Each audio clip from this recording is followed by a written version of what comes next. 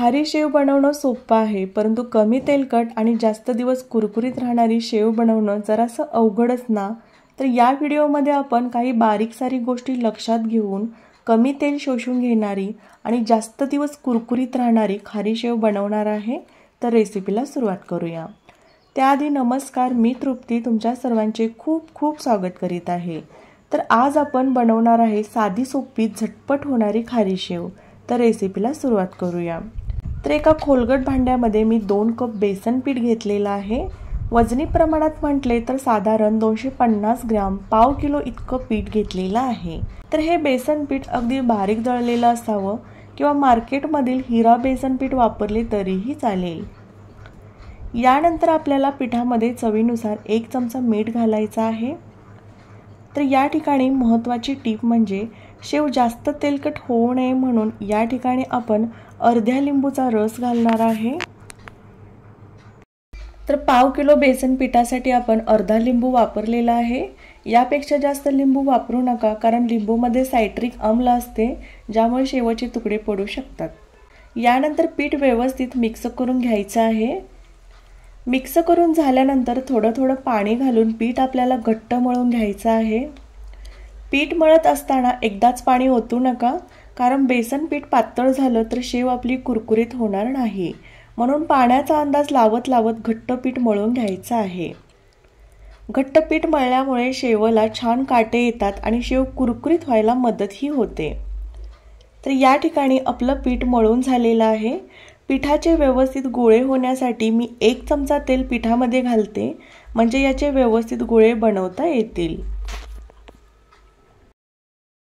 बेसन पीठ चिकट असल्यामुळे सहजासहजी त्याचे गोळे व्यवस्थित होत नाहीत, म्हणून थोडंसं तेल पिठामध्ये घालायचं, म्हणजे लगेचच गोळे बनवून तयार होतात. तर गोळे बनवून झाले. आता शेव पाडण्यासाठी चकती कोणती वापरायची ते बघूया. तर इथे मी मोठी, मध्यम आणि बारीक चकती घेतलेली आहे. या ठिकाणी तुम्हाला ज्या आकाराची शेव पाडायची आहे ती चकती वापरू शकता. तर या ठिकाणी मी पाणीपुरीसाठी लागणारी शेव पाडणार आहे, म्हणून सर्वात बारीक असणारी चकती घेणार आहे. तर शेवग्यामध्ये चकती घालताना जी चकतीची खरबरीत बाजू आहे ती खाली करायची आणि मऊ आहे ती वरती करायची, म्हणजे शेवला काटे व्यवस्थित येतात.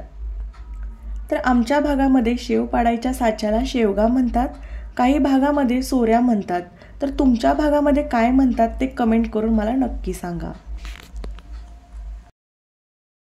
चकती बसवून झाल्यानंतर शेवग्याला आतून थोडंसं तेल लावायचं आहे. तेल लावल्यामुळे पीठ शेवग्याला चिटकत नाही, त्यामुळे शेवगा धुवायला जड जात नाही. तेल लावून झाल्यानंतर यामध्ये आपल्याला पिठाचा 1 गोळा घालून शेवगा व्यवस्थित बंद करून घ्यायचा आहे.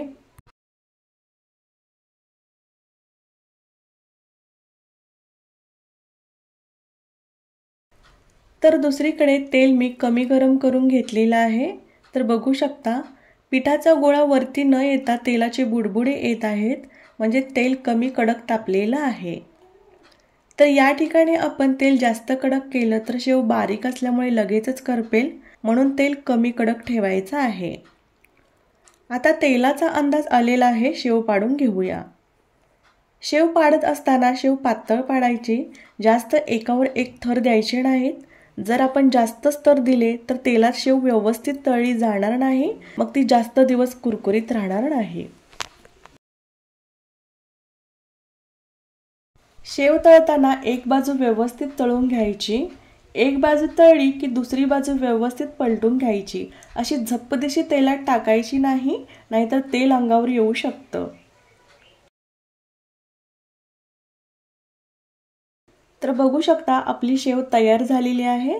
ताटात काढून घेऊया.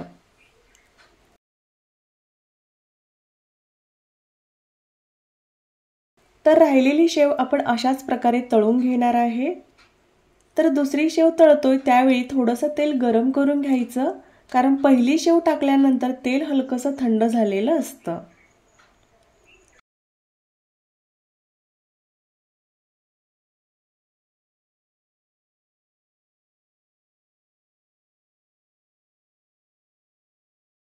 तर या ठिकाणी सगळी शेव तळून झालेली आहे. तुम्हाला दाखवते, शेव जराही तेलकट झालेली नाही. बघू शकता हाताला कसलेही तेल लागलेले नाही। शेव अगदी मस्त झालेली आहे। तर या दिवाळीला ही रेसिपी तुम्ही नक्की ट्राय करा आणि व्हिडिओ आवडला असेल तर चॅनलला लाईक, शेअर आणि सबस्क्राइब करायला विसरू नका। धन्यवाद।